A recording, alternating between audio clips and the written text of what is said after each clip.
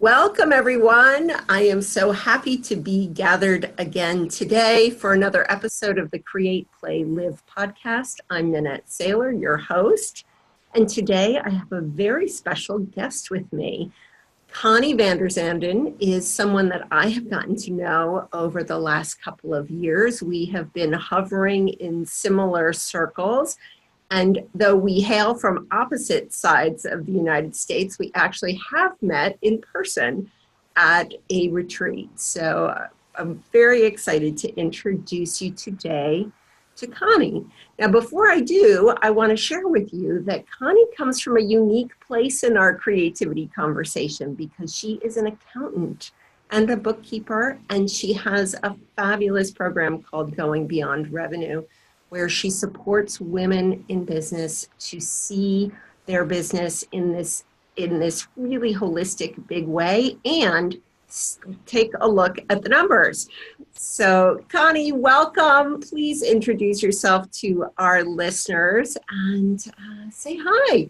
Hi. Well, hi, Nanette. Thank you. I'm so looking forward to playing today. I was so excited to fill out your application because creativity and numbers don't always mix. And so I've known for a long time I had to stick or stuff creativity back in to make me whole. Even before I was an entrepreneur, before I left the accounting world. But yeah, I started my business back in 2001 and it's evolved a couple times, and I'm really super excited about the evolution of it now. I'm back to my roots of working one-on-one with business owners, looking at their numbers, because my purpose here is to make numbers easy for business owners. That's my human design purpose of being here in this body this time around. And that's what I do. I don't personally like bookkeeping, but it's part of my journey. Isn't that funny? I think it's so interesting how we end up in roles sometimes that are things that we can say we really don't like. And yet, as you so aptly put it, it's a part of our journey, right? It's a part of what got you to here. So yeah, you've been in your own business for a long time. So I would love to hear you share a little bit about how you've found your way to this current space, because my sense is that how you're serving now has a much more holistic approach than it did in the very beginning. Yeah, thank you. It's gone every place a business can evolve. I think I've experienced. So it started with just having the courage to make the jump. Yeah. And then a home office, and I had the world's worst boss at first because I just had that employee mindset. And then when I decided to grow, that's when the journey really started to kick in, and a lot of the learning opportunities. And I got my first coach, and that's actually when I was introduced to Access Consciousness. Was my first coach right after I grew my business, and the power of choice. I still give Dr. Dane here credit for this, because he and Jennifer Blackart were the first people that opened up my eyes to personal development, and that there was another way of being. Yeah. And from there, I did some mindset, belief work and universal law work. And it was interesting. Every little bit of personal development I did changed how I talked about accounting, how I approached it. And every little step I would go, gosh, I can see why people don't get numbers. Yeah. And it's just like a door open and another door open and another door open. So yeah, I find myself 18 years later back to why I started the business in the first place. Yeah. And that was that immediate conversation with the business owner. You could see the weight lift off their shoulders when somebody would actually sit down with them and talk numbers and show them how to use numbers in their business creatively, in a creative way of like adding little colors to reports or changing it just a little bit so that they can understand it. Yeah. That's what I do now. I really love talking with the business owners that I work with intimately. We co-create and I model how to use wealth in their business, and so that they can get out there and do what they do best so that we can reach hundreds and thousands of people over this course of our lifetime here, to make money and numbers easy. So that's It's interesting, isn't it, that what happens when you step into an awareness about choice. And I think that's, for me, where this intersection of so much attention on creation and creativity comes. And that's why when I discovered Access Consciousness much later, just within the last few years, I was so immediately drawn to it because of this focus on choice. And I had come to understand that through other personal development work myself a number of years earlier, but in Access, it's right there as the premier idea, right? That we all have choice.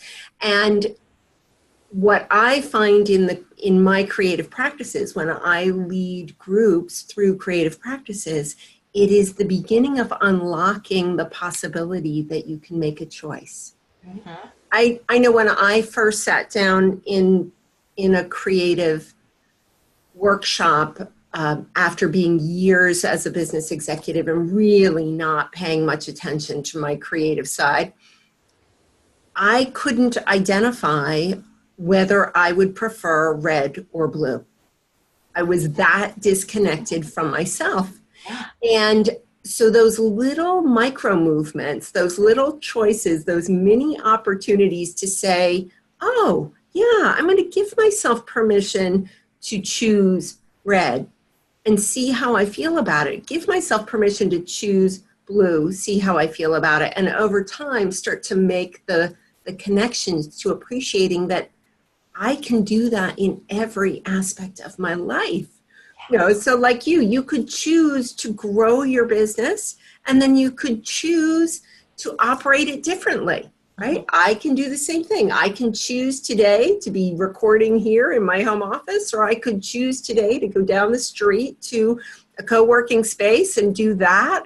I could bring other support in, or I could, the list goes on and on and on. It is. So, yeah. So thank you for sharing that as a theme today, because it's so important. Yeah. And I think the key behind that is passion and joy. So we're, a lot of this is we're at a crossroads and we could go this way, something maybe we've always done in the past, or we can choose this adventure. And it's that feeling of shifting. Is this fear or is this excitement in us? And tapping into that passion of like, I can feel joy and passion with my choices. Yes. And going in that direction. Because a lot of the times before the awareness, we just kept trudging through, this is how it was done, this is how we learned from our parents, or this is what's expected of us. And there was no feeling behind that. Yeah. And then when we add money into the conversation, now we have a whole nother set. The mud gets really, really deep, I find. Yeah. And especially in the artist space, because, there's this myth that we're supposed to be starving artists, and the same thing I'm sure you see show up in other healer spaces in the holistic world. I know I carried the idea that, if I'm a higher being, then me giving attention to money means I'm, not honoring my calling, because it's that monk idea that somehow I'm supposed to be, that only people who are interested in not important values are interested in money. Somehow, they have this very twisted view of how money serves in the world. And so speak to that a little bit, if you will, because I'm so fascinated by how it's possible for someone with this very very intense numbers background, be able to keep attention. Obviously, we know that in order to be successful, we can't pretend that the overdraft in our checkbook doesn't exist, right? There are realities to how we show up in the world. And we have to give those things attention. And yet there are tools and tricks, I'm sure, that you have learned over the years to keep us in this higher vibration so that we don't get sucked into the worry and all of the woe is me stuff that comes with, oh my God, I did it again. You know, my credit card is maxed out, my checkbook is overdrawn, whatever, right? The stories can be endless. And that spiral is hard for a lot of people to deal with. And again, I think it's really important in this space, in the create, play, live space, because one, this whole idea that artists often think they need to be starving. Two, that even when we're in that space of things aren't going exactly as we had hoped, or we're facing our realities, we're owning up to what we've created, we're moving forward, it's possible to still in that moment find opportunities to play and to have joy and to experience the positives of life while we're trying to put the foundation back together, if you will. Yeah, that's true. Yeah.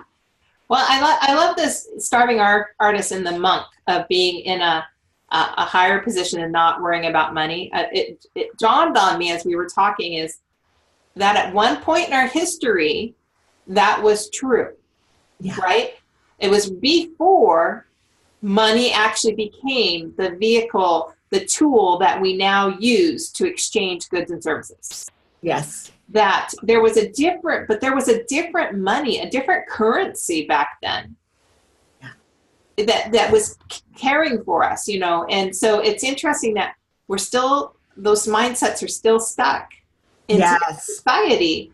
And the first step is being aware, is that yours? Again, it's choice. Is that your choice of mindsets? To be the starving artist and to be that you're highly evolved and not able to receive money, or would you like to create a new reality with it? Because one is that money is energy, and it's the current tool right now to exchange goods and services.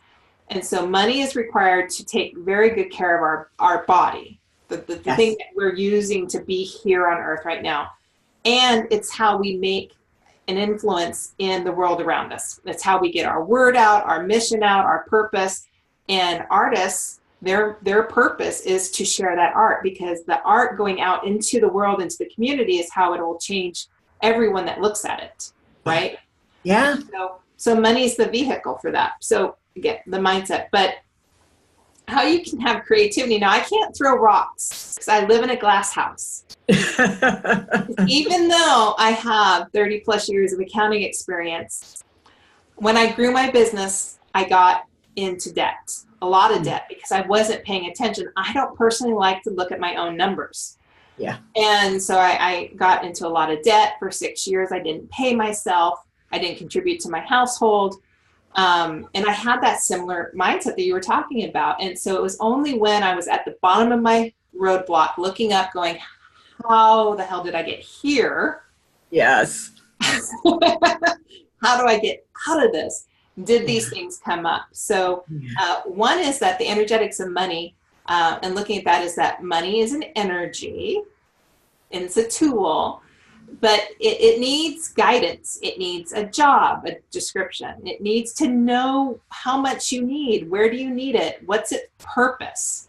Yeah. And so some fun that you can have with it is like, give your money a job.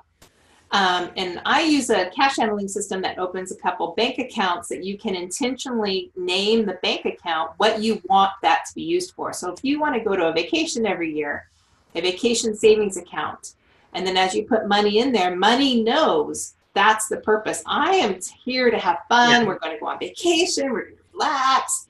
And the more fun and appreciation and gratitude you show around money, the more money likes to come to you. Because you're vibrating at a higher level yourself.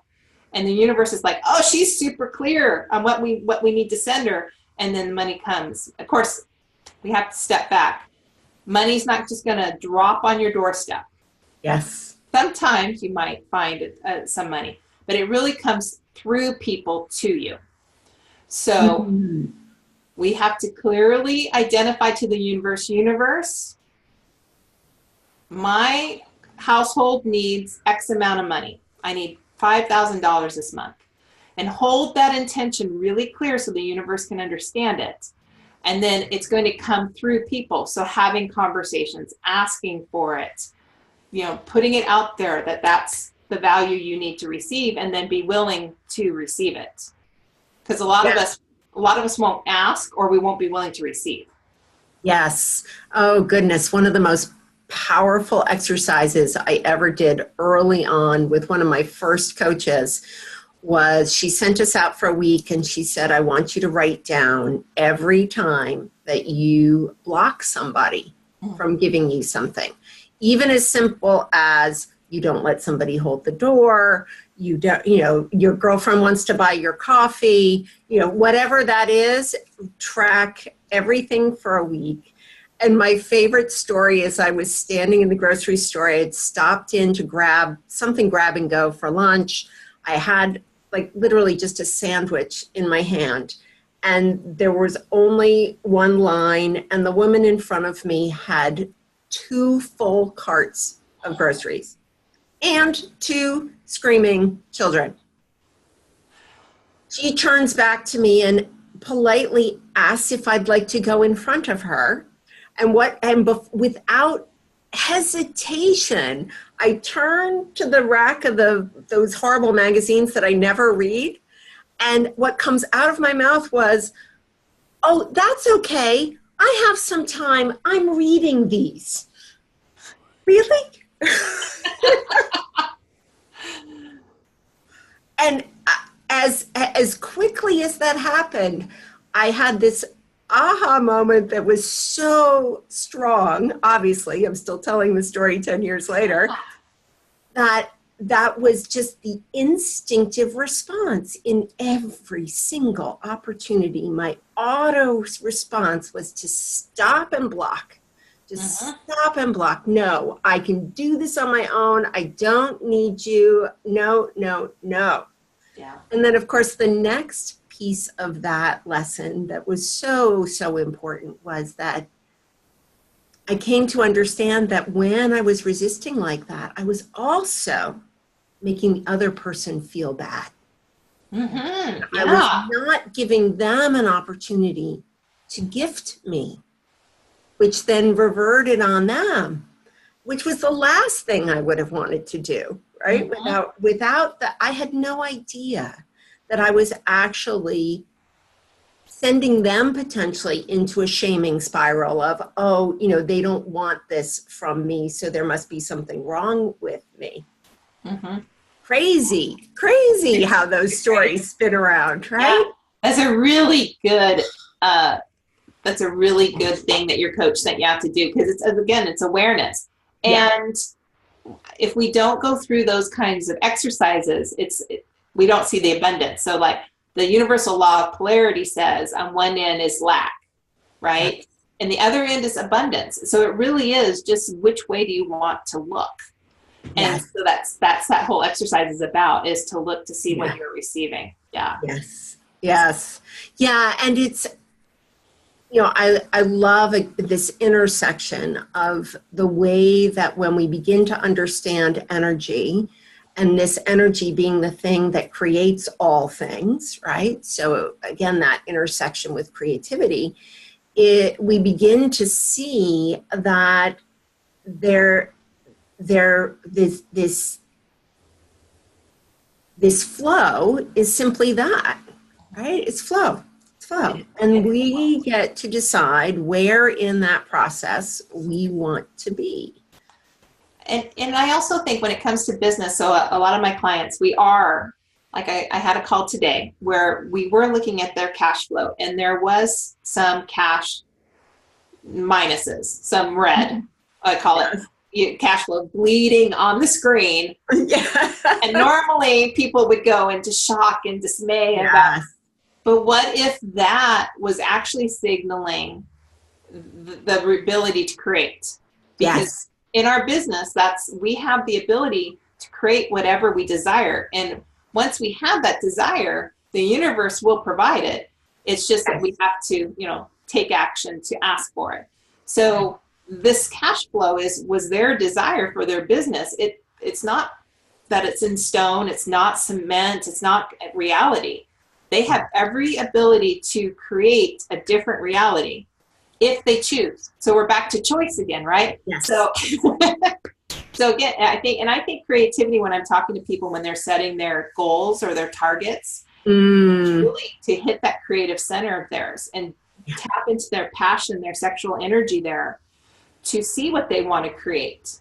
So it's funny. It's not just art it's not that you have to think as art as like colors or things on a paint or writing or beautiful words. We can actually create art with numbers.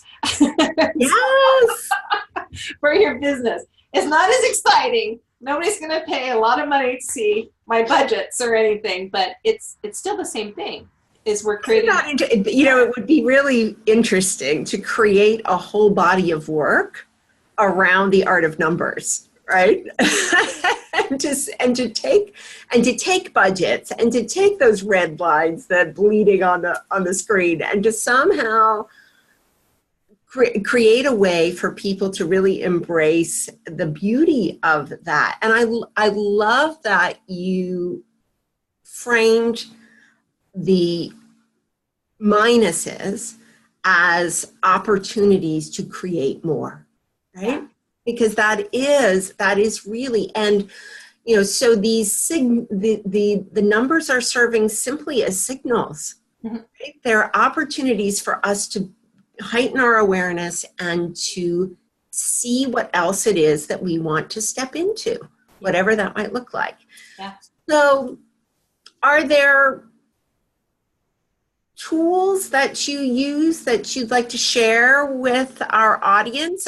Some of the ways that you help your clients to get in touch with what it is they'd like to create?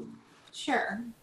So the first thing is we got to get our blinders off, our financial blinders. And I've been there. And the longer we keep our financial blinders on, the more hustle we do, the more tired we get, the more lack and depressed we get into things. Yes. So the first step, even though it may be fearful, is to take off the blinders and really look at what money needs to come to you. So first I ask clients to look at, what does your household really need?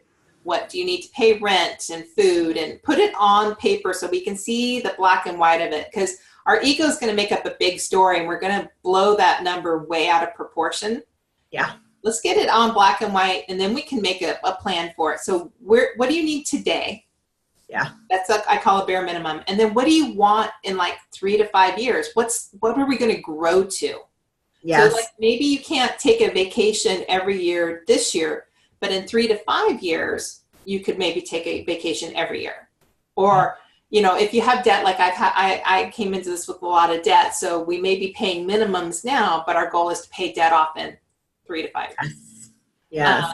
So we got to get it down on paper. And then once you know what your household needs, then you can go to your business, which I feel is a business is its own entity.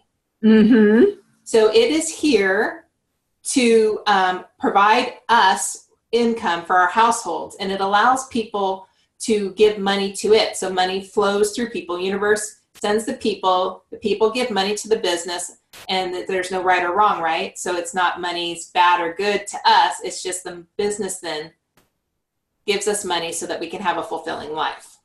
Yes. That's the flow. So once you do your household, do your business. What does the business entity need? And a few things that people get stuck on in that is when you grow, I didn't take myself out of that technician role as the bookkeeper when I started bringing team on. Yes. I had this one salary in there for the bookkeeper, but there was no salary for me, the owner, in there as well. So there's a few little things to do when you grow. But so once you have both those numbers, now you can see what's the bare minimum I need to bring in and what am I growing into. And then we have your target. And I call that a financial plan. Most accounting people will call that a budget. But that's your first step. That's our awareness. Now we know what we want to do. So the other piece I use is giving money a job. Very clear, defined roles. And that may mean opening up a couple of bank accounts. So it's outlined in a book called Profit First. It's outlined in several books, but money comes in, big celebration, ring a bell, do a dance, get the feeling in your body, feel the gratitude for money, and then pause, and then decide what you want to do with it. Put it in the smaller bank accounts, and then have intentional use. I always like to tell clients to make sure you pay yourself first, feed yourself first, put your oxygen mask on first, and and then pay everybody else. Because what normally happens is money comes in and we pay everybody else and we get the leftovers. Yes. Well, think about energetically, what's that doing? What we're doing, sure. It puts the priority on bills. And so we get more bills because you told the universe, this is a priority. So what if we prioritize ourselves and everybody else? And so it's about changing how we handle cash. And this is really one of this awareness is that you will be changing how you handle cash. It's going to be very different than how your parents handled it and your grandparents handled it. Yeah. And that's okay. Yeah. And not everybody is up for these multiple bank accounts, but I love the pause that it creates, the breath between the incoming and the outgoing. Yes. And money has a very clear understanding of what its job is for you. Put that job description everywhere, online, on the bank statements, in your whatever tool you want to use. You don't have to use a special tool. You don't have to get into an accounting tool. You can use a paper and pencil. Paper and colored pencils if you'd like. Yes, gel pens, glitter gel pens. Whatever you want. It just has to be clearly identified what you need. And then that way you can also hold that space and tell the universe, this is what I need to receive. Yes. Yes. And then identify it. It's beautiful. And it's, they're all the principles of creative visualization, right? Yes, that's what that is. Yes. Yeah, we are simply asking and receiving, ask, believe, receive. Whichever spiritual teacher you want to go to, you're going to find these principles in there. And somehow, I know, as I said before, in my world, it took a long time before I understood that stuff applied to money. Somehow money always ended up in this other category. Yeah. Well, I think even in my industry, we don't think of it. I think that's why I had a call with somebody that was interested in Profit First. And she told me, she'd already talked to somebody else in my industry and they told her that they couldn't work with her. And she's like, I actually felt heard. You actually felt like you understood. Well, one is that I actually put it into place and came from that debt space. So I have my own story, but I think it's because even the financial industry isn't really attaching themselves to money. It's just numbers to them. It's just black and white. Yes, that's a great distinction. Yeah, because I think there is a lot of that. There is a lot of that. This disconnection from the tool. Yes, I can do a budget for you. Yes, I can help you with QuickBooks. Yes, I can do this. Yes, I can do that. And that's, it's an action of this particular set of activities, I guess, that we're doing, and with a total disconnect from the sense of the awareness about it. Yeah. And I think that's true in a lot of places in our lives where when we're disconnected from that energetic source of all, right? However it is that you choose to call it, that's that creative source, right? That's that energy. And it isn't only for my paintings and my music and my dance and my cooking recipe last night. You know, it's for everything. It's for everything. So thank you so much for sharing all of that with us and really embracing it and living it, being such a great model for how it's possible to be a creator and an accountant. Yeah, well, it's not, you know, too much black and white. You were telling a story about red and blue when you were in another life. At one point in my career, all I wore was black and white. Oh yeah, me too. Totally. Totally. So early in my career, before I started my business, I would have to make sure there was equal enough, some type of creating. I didn't see it that way. So I was doing art. I was doing scrapbooking. I was painting because I needed the balance. Yes. To feel fulfilled, to have a fuller life. Now with entrepreneurship, it tends to cloud the waters. But as an entrepreneur, I'm creating all the time. Yes. So for me now, it's rest and quiet. And again, in connecting with the universal source more. Yeah. And seeing the difference of the two. So. Yeah. And I think, you know, it's, thank you for highlighting that, because I've just had a little aha moment of my own here. Yay. In this understanding of why play has bubbled up as so important in my world now, and because I'm hanging out with mostly women entrepreneurs. Generally, that's the audience. That's where I'm surrounding myself by women in this same space. And so the creator piece is being taken care of to a certain extent within just being an entrepreneur, because we know as an entrepreneur, you're constantly in creation mode. What ends up being missing is this piece of the let me take the business hat off and let me just do something because it's fun. Let me do something that is going to make me smile, that isn't about growing my business or, you know, whatever else is on that long to-do list that we have. And yeah, so talk to me. What are you doing to play these days? Well, it's a challenge, because being in entrepreneur land, you can go straight down that and never get out, because it is somewhat fulfilling.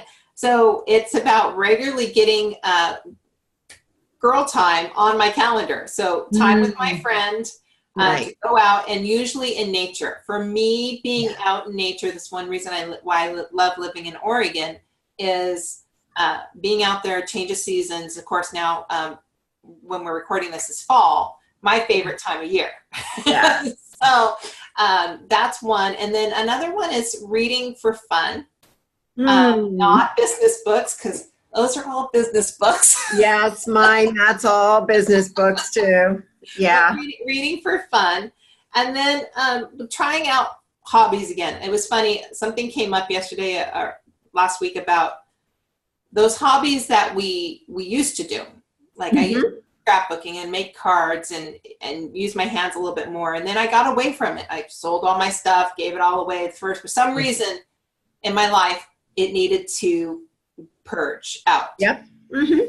What would it be like now to reincorporate that? How would it be different? And so I'm being drawn again to get the stamps out and do some creativity. And I don't know what's going to come out of it. And I think it's that sense of adventure to have it. Yes. And I think, it's interesting that you use that word specifically, adventure. I think that I know me creating now is very different than me creating when I was younger, and on the rare opportunity when I was still working as a hotel manager that I might do something that would be considered a creative activity. I was always totally concerned with the result back then. And now it's more about, in fact, it's almost completely about the process and completely about allowing myself to do things that feel for lack of a better description, the equivalent of coloring outside the lines, right? Almost purposely trying to do something I've not done before to see what's going to happen. And I think for me, the difference now is I'm more trusting, right? I understand that the universe has my back, right? I really have a much deeper understanding of, the world's not going to come to an end if this black paint I splot in the middle of my picture doesn't do what I intended it to do. And gee, it is also one of those possible choices that I just put it in the trash can. Right? Where, 20 years ago, that possibility was not existing. Yeah. It just was not existing. That this thing, whatever it was I was doing, was going to have to end up being something that was going to get hung on the wall. Yeah. If somebody had to ask me what about being 50-ish I love is that losing more of that perfectionism that I have and in everything. And what I do as a bookkeeper and creating dinner. Yes. Yeah, is letting go of that. It has to be perfect this time and however we create it. So that's cool. And what a gift, right? I mean, I tell everybody all the time, listen, if you're, 25 and trying to figure out what it is that you want to do to get to be ahead of the curve when you get to be 50, it is learn to let go. Yeah. Learn to let go of whatever that noise is that's telling you everything has to be just so. Yeah. And I think also, and make sure you've got creativity. Now, of course, your audience is all about creativity. But if I was at 25, if I could have learned how to let go and make sure that creativity was as important to me as work was. Yeah. I wonder where I'd be. I know that's not my purpose here this time around. Yes. With this body and this, I know what that mission is now, but I just wonder, what would that look like? How would it change kids now? Yes. Yeah. I think that, and what I was just having this conversation with someone last week that my belief is that women like you and I, the opportunity is existing for those of us who have children. I see it in my daughter, who at 30 is living in New Zealand, having traveled the world for 2 years. Yeah, and she and her husband just tricked out a camper van so they can spend most of their time driving around New Zealand, just checking out the sights. So I see it, and she's not a college graduate, and she let go of a lot of those rules, if you will. I've been diving back into Vishen Lakhiani's book, Code of the Extraordinary Mind. I don't know if you're familiar with it. And I love that he calls them rules, the bullshit rules. Yes. Right? Yeah. I love that expression because that's exactly what they are. They're just these constructs that are made up in our current state of affairs, whatever that is, by whichever social group we've decided we are supposed to be in for right now. And we don't need them. And they're so much easier. And so I do see, and I've been fortunate to be able to spend some time with some 30-something-ish women in my local community, not connections of my daughters. And I'm so impressed by them and how they're seeing the world with new eyes and learning to let go of some of these constructs and really embracing their unique identities and their unique ability to create. And I think that we're in a stage where we're going to see this exponentially. Now, that being said, I'm also hyper conscious that I happen to be hanging in a space where there are a lot of people of that ilk, if you will. So my community is, I'm certain, not the norm in lots of other places. But that being said, I can still smile knowing that I'm certain that we are. And just because you see the word creativity used everywhere these days. It is a focus. There is an attention. There is there is an awareness that this part of us is important. Yeah. And particularly for young and old, for anyone who hasn't yet had that light bulb switched on, for me, the thing that is so vital about it is that it connects us to really understanding ourselves, right? It's like you being really clear of your purpose in this body, in this time, is to serve in this way. And that's a beautiful thing. And without connecting to your ability to create, however it is that has found its way back to you, I would argue that you wouldn't be in that place. And so I think that's and sometimes, and I love that when I almost have to drag people kicking and screaming to, a really simple art workshop of some kind, and then an hour later they're saying things like, I haven't had this much fun since I was in kindergarten, or, and they're starting to remember stories of when they played in this particular way and how great it felt. And, and then I see them a year later and they're still talking about this one, which to me felt like, this silly collage thing, so what? But it is, right? Because I do it all the time. And lots of people don't. And they don't, no. Yeah. Of course, I planned it, and then when it got closer to it, I totally freaked out. But I went to last year, or in March, went to an art workshop. It was a 3-day art. Nice. I had to drive an hour to it, and we got to try all these new things. And it was hard to get me just to literally get in the car and get there. But once I was there, I thought it was amazing. We did this thing where we covered up this piece, and we had to draw by sketching. I'm like, and then all the things, all the kindergarten things about how I was a numbers person and not an artist. And yes, all of these things came up. And after, I was so proud, and it really did spark just a little bit of art. Yeah. Spark creativity in all these other areas. And my business, I think, I was just so creative more in my business and more refreshed. Yes. And so, it's important. It's an important thing for everyone to have in their lives. And I can tell when I'm getting really kind of drudgy and down, or the weather here in Oregon is really rainy, get out the art. Yes. Coloring something, because it will change the chemistry and your whole body and your energy and everything is better for it. Yes. So what's your favorite way to create these days? Oh, well, I still love colors. Everywhere I travel, I have a variety of colored pens and pencils. So people are always looking at me when I grab my journal to take notes.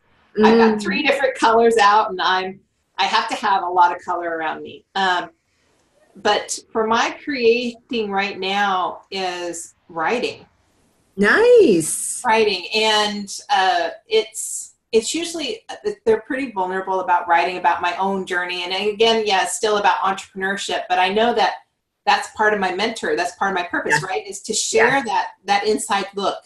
Yes. So I love that expression, that inside book. Yeah. That's great. Love that.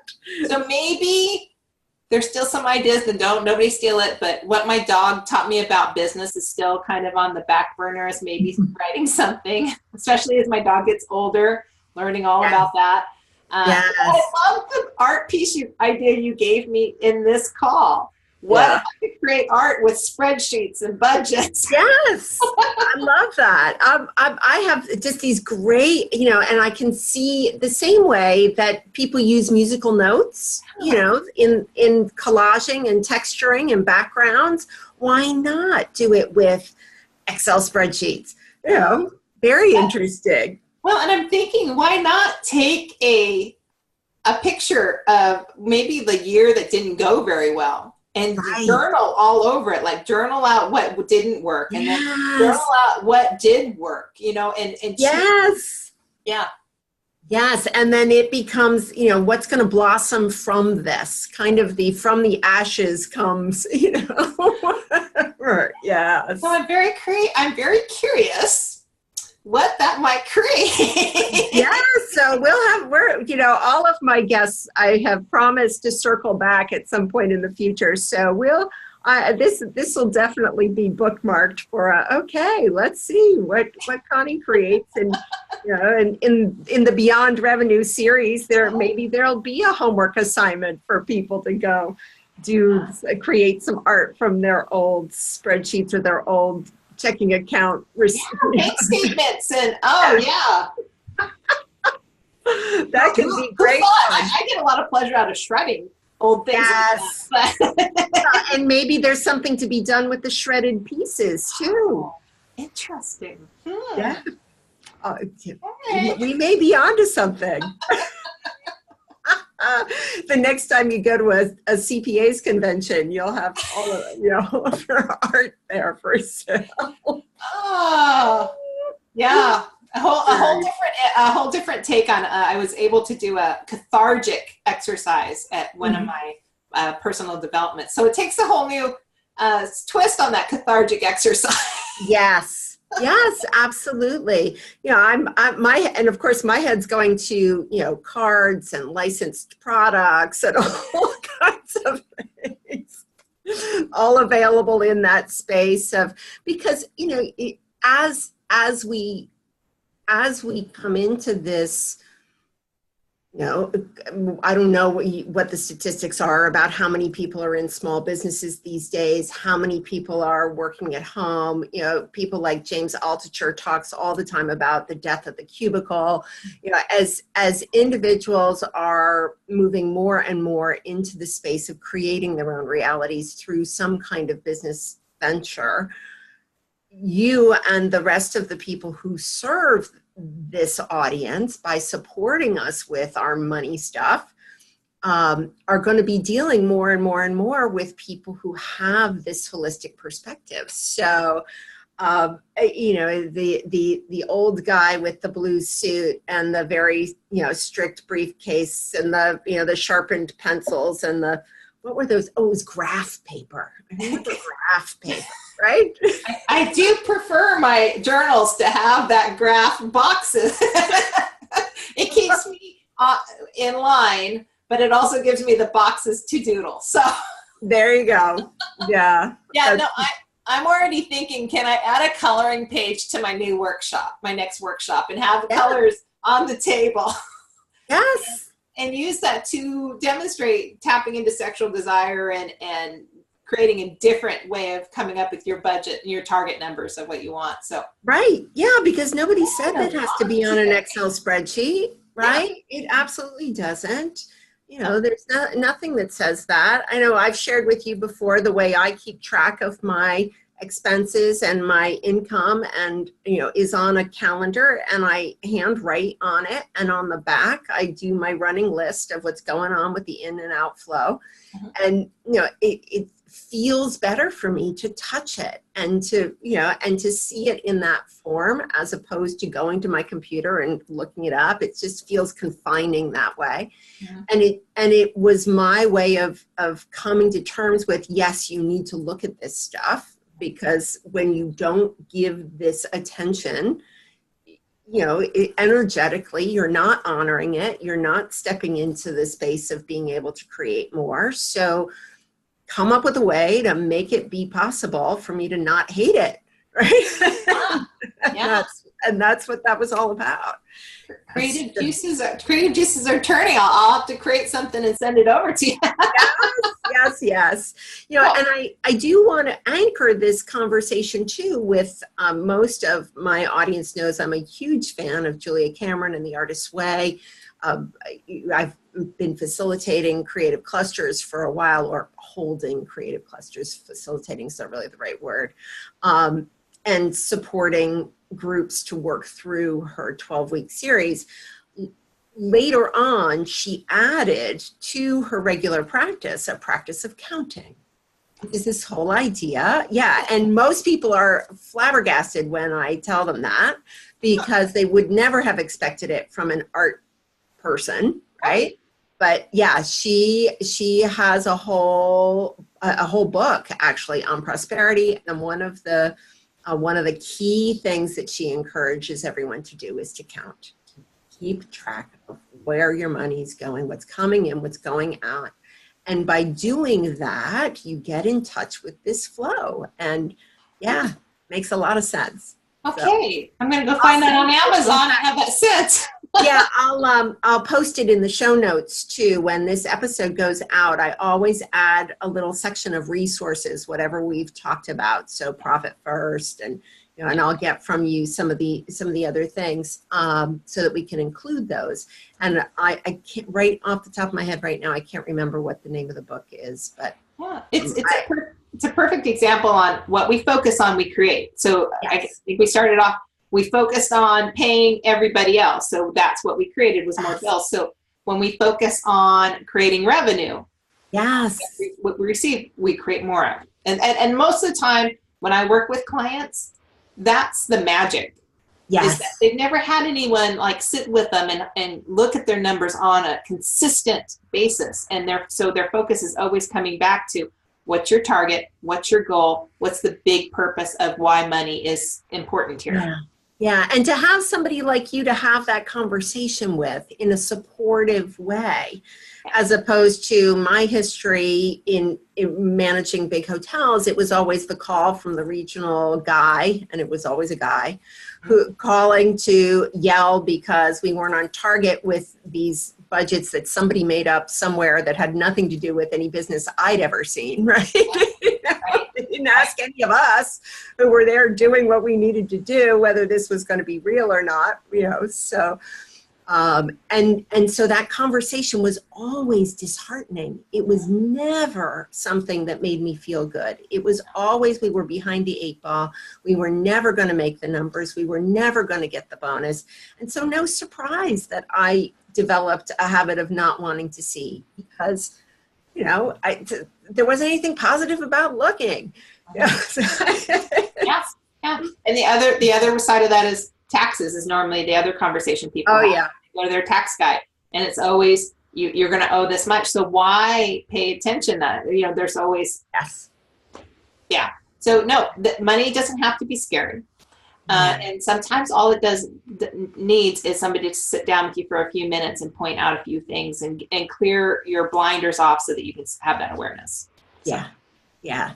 And what a gift it is that you are sharing that with the people that you serve, because I know from my own experience, it made such a difference in my life.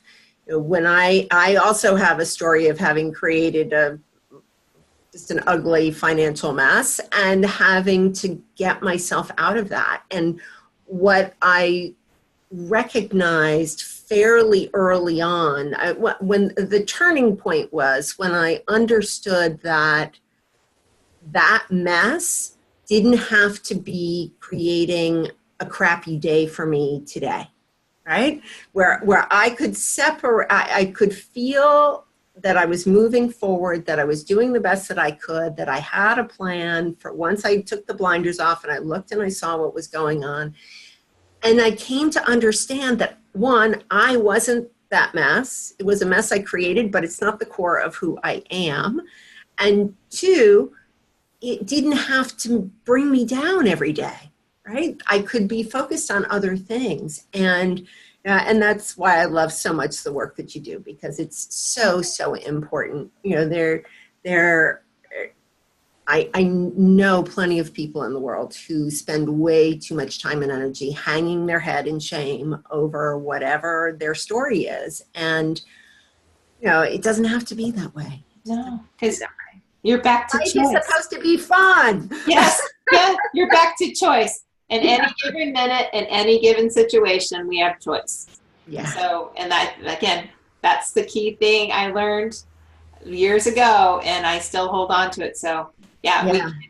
if it's not, that's not us. You can choose to make that past decision, that debt was based on who we were at that time, and we weren't that aware. We weren't that knowledgeable.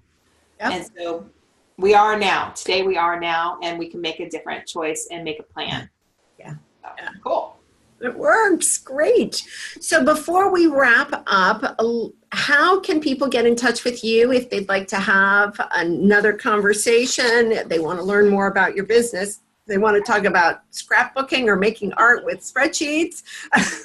Well, we have a website called goingbeyondrevenue.com. And on there, they can, for their email and their name, they can get a free report on tools about how to give money a job and make more profit in their business. There's also a link on there to 30 minutes of my time. I give complimentary. If you have any questions about how to use that or how to make numbers easier for them, I want to make sure everyone has the right tools that they need to move forward, because it's so important that we shift this way of looking at numbers in our business and money so that we can really show up in our full purpose and make the change we want to create. Because right now, ladies, Yes, this is the time for us to step up and be the change we want to see. And men, but mostly that feminine energy needs to be really heard and taken action.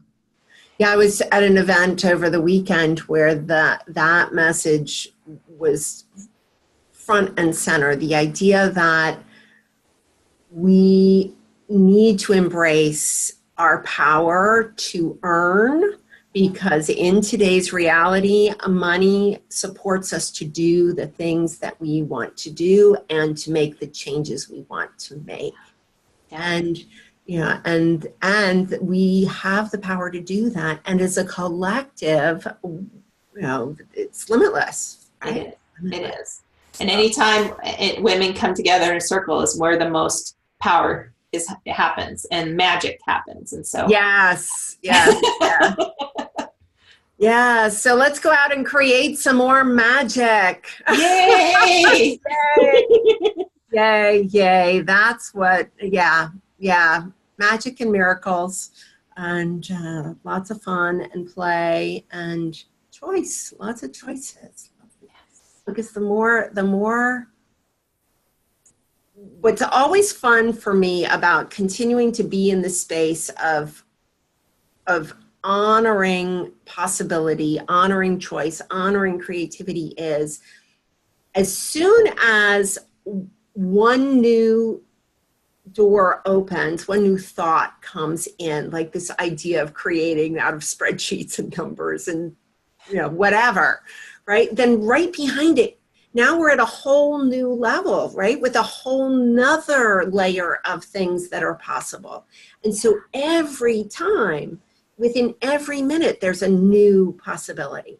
And that's, for me, what makes this work and these conversations so valuable, because now this conversation will be out there in perpetuity, out for all the podcasting world to absorb, and who knows where it's going to go, and who knows who's going to hear it and what it's going to open up for somebody else. And that is my reason for doing this. That's my purpose, is to keep those ripples rippling, whatever that looks like. And I am so honored that you were here to share your story and your message with us, and to help inspire. I think that's where we're going. So before we close, any last things you'd like to share? Well, thank you for the opportunity. This was so quite juicy, very exciting. The only other thing I would like to share with people is the one tool that I used from Access Consciousness was carry the money you think a rich person would carry on you. Yes. And that shifted personally for me. And so I carry $500 in my wallet. And one day I will buy a piece of gold to carry instead because of the heft of it. But over time, I started with a $5 and it grew to $20. And so over time, it grew, but it's always there. And so when I open my wallet, I know if I needed it, it was there, but I rarely need it. But every now and then I have to touch it and then I replace it. But that was probably the biggest tool to change how I saw money and wealth was that one tool. So I'll leave you. That's fabulous. Thank you for sharing that. I know I didn't carry cash in my wallet for the longest time. Mm-hmm. And I carry cash now, and I do it deliberately. Yeah. Because there's an energy about it that is different. You know, it opens up possibilities. So thank you for sharing that. That's really great fun. And I can attest to it being an energy shifter for sure. Absolutely. All right. Well, I think with that, I will say thank you to our listeners. Thank you to Connie Vanderzanden for spending some time with me today, for sharing your wisdom, your insight, your beautiful smile, and this powerful, powerful energy around choice and money and beyond revenue. And we'll look forward to connecting again sometime in the future. And until then, I will sign us out by reminding everyone to stay curious. You never know where it's going to lead you. And it's in that curiosity that we find our opportunity for new choices. So, bye for now.